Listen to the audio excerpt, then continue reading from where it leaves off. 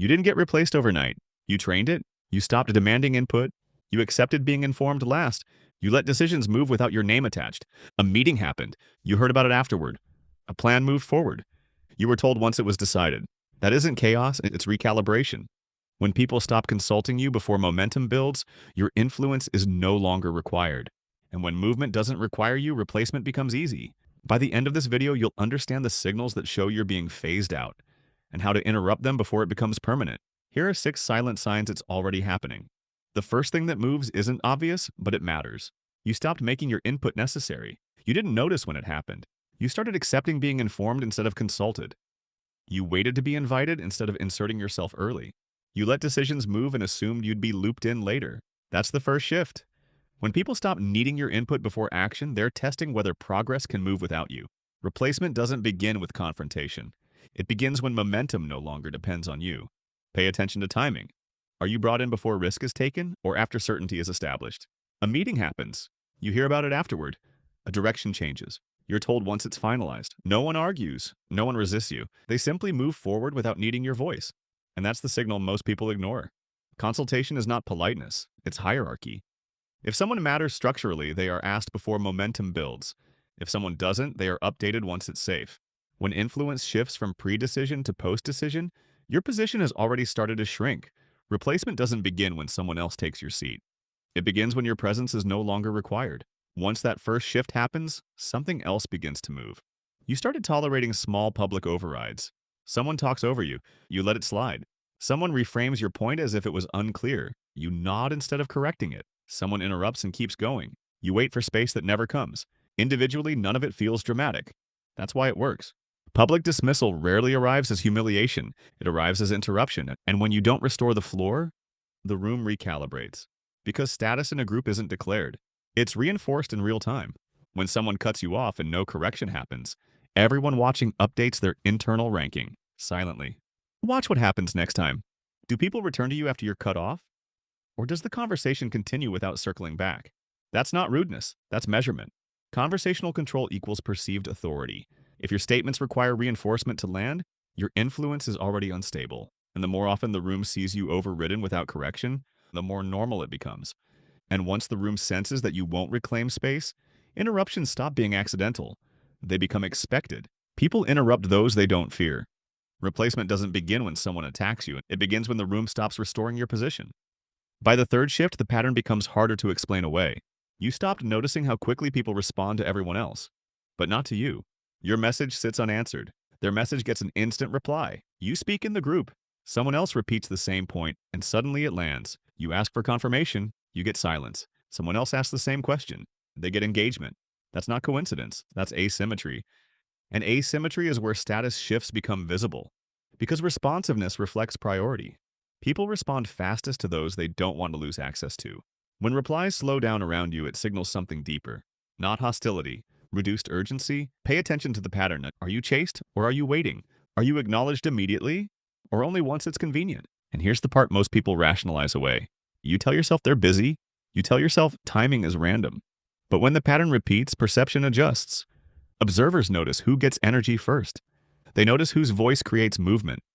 And slowly, without announcement, you become optional.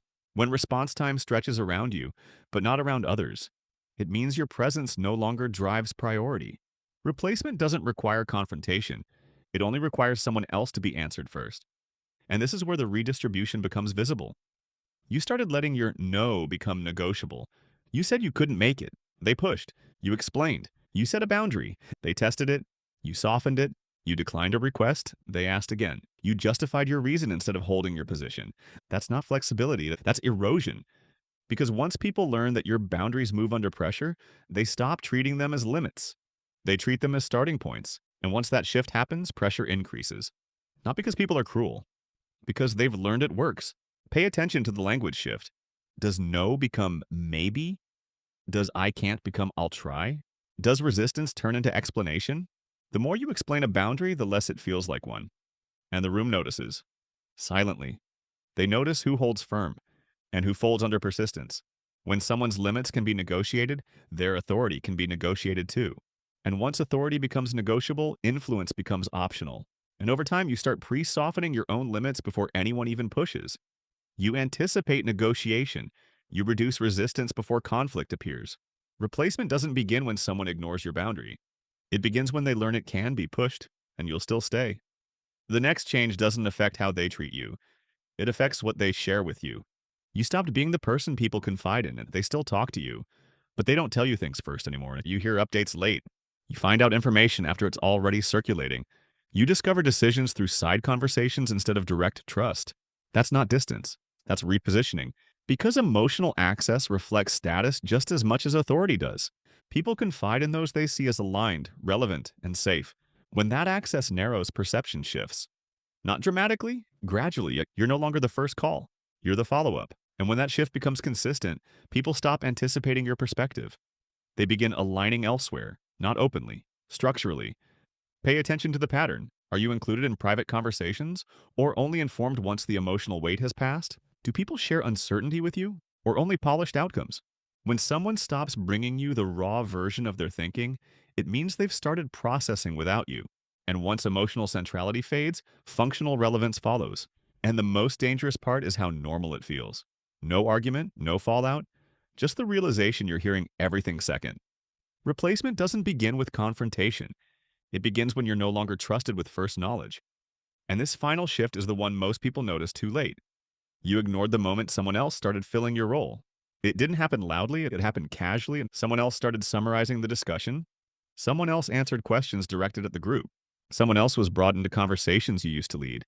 And you told yourself it was temporary. You told yourself it didn't mean anything. But it did, because replacement doesn't begin when you're removed. It begins when someone else becomes the default. Watch the room carefully. When momentum stalls, who steps in? When uncertainty rises, who gets eye contact? When direction needs to be clarified, whose voice settles it? If it isn't you anymore, that's not coincidence, that's transition. And the most dangerous part is how seamless it feels.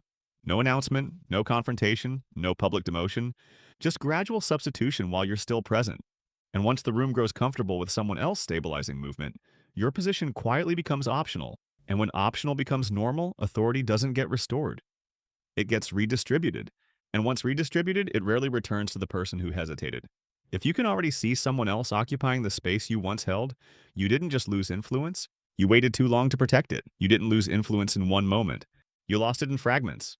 Consultation moved, public interruption stuck, response time stretched, boundaries softened, emotional access narrowed, and someone else stepped forward. None of it dramatic. That's why it's dangerous. Because structural replacement never announces itself. It accumulates. People don't wake up one morning and decide you're irrelevant. They adjust in small ways until your absence no longer disrupts momentum. And once momentum survives without you, your presence becomes optional. That's the pattern. Not disrespect, not betrayal, recalibration. And recalibration doesn't reverse itself just because you notice it late. Influence is protected early, not reclaimed easily. If you saw even 3 of these signs, the shift has already started. If you saw 5, it's stabilizing. If you saw all 6, you are not at risk. You are mid-transition. And the most dangerous response is hesitation. Because when replacement begins, the window to interrupt it is small. Wait too long and the room adjusts around someone else permanently. This isn't about dominance. It's about structural relevance. Influence doesn't disappear, it moves. The only question is whether it moves away from you or because of you. And if this video felt uncomfortably accurate, that discomfort is data. If you're still in the room, the shift isn't finished. Replacement stabilizes when silence stabilizes, so the reversal begins there. First, restore consultation. Stop waiting to be invited into decisions. Insert early.